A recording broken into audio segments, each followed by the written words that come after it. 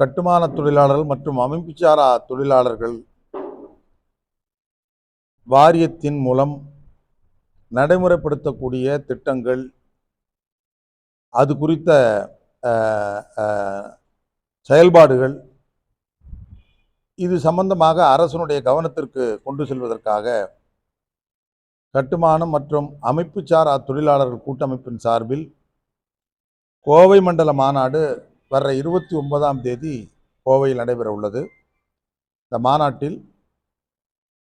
நான் கலந்து கொள்கிறேன். அதோடு தொழிலாளர் துறை அமைச்சர் கணேசன் அவர்களும், இந்த மாவட்டத்தினுடைய பொறுப்பு அமைச்சர் செந்தில் பாலாஜி அவர்களும் கலந்து கொள்கிறார்கள். பல்வேறு தொழிற்சங்கத்தினுடைய நிர்வாகிகளும் கலந்து கொள்ள இருக்கிறார்கள். இந்த மாநாட்டில் குறிப்பாக இந்த அரசு, புதிய அரசு தளபதி தலைமையில் அமைந்த பிறகு எல்லா திட்டங்களும் இரட்டிப்பாக்கப்பட்டிருக்கிறது. திட்டங்கள் விரைந்து கிடைப்பதற்கு உரிய நடவடிக்கை எடுக்கப்பட்டு வருகிறது. முதல்வருக்கு நன்றி சொல்லப்படும். அதே நேரத்தில் புதிய கோரிக்கைகளை முதல்வருடைய கவனத்திற்கு கொண்டு செல்வதற்காகவும் இந்த மாநாட்டில் தீர்மானங்கள் நிறைவேற்றப்பட இருக்கிறது. இந்த மாநாட்டில் சுமார் 5000 தொழிலாளர்கள் கலந்து கொள்வார்கள் என்று எதிர்பார்க்கிறோம். 3000 பேர் கண்டிப்பாக கலந்து கொள்வார்கள். மாநாட்டில் நிறைவேற்றக்கூடிய தீர்மானங்கள் அமைச்சர்கள் மூலம் முதலமைச்சருடைய கவனத்திற்கு கொண்டு செல்லப்படும். நானும் நேரில் முதல்வரை சந்தித்து இந்த மாநாட்டில் எடுக்கிற தீர்மானங்களை நிறைவேற்ற வேண்டும் என்று கோரிக்கை வைக்கிறோம். குறிப்பாக பல கோரிக்கைகள் இன்றைக்கு தொழிற்சங்கங்கள் வைத்திருக்கிறது. பெண்களுக்கு ஓய்வூதிய வயதை 55ஆக குறைக்கணும். பணியிடத்தில் இறந்து போகிறவங்களுக்கு 5000, சாலை விபத்தில் 2000 கொடுக்குறோம். இறந்தவர்கள் எப்படி இறந்தாலும் அவன் குடும்பத்துக்கு தான் நிதி கொடுக்குறோம்.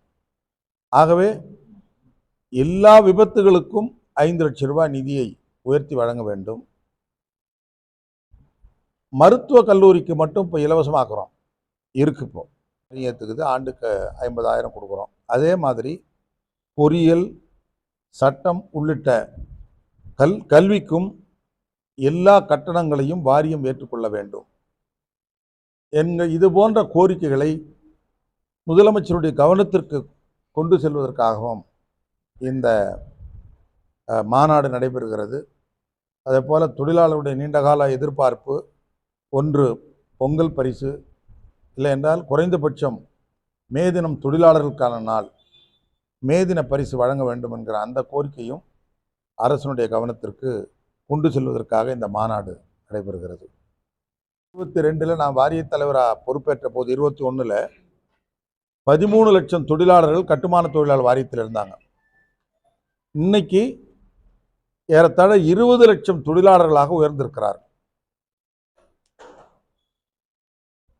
25 லட்சம் தொழிலாளர்களுக்கு எல்லா வாரியத்திலையும் இந்த 3.5 ஆண்டு காலத்தில் 2150 கோடி ரூபாய் நலத்திட்ட உதவிகளாக கொடுத்துருக்கிறோம்.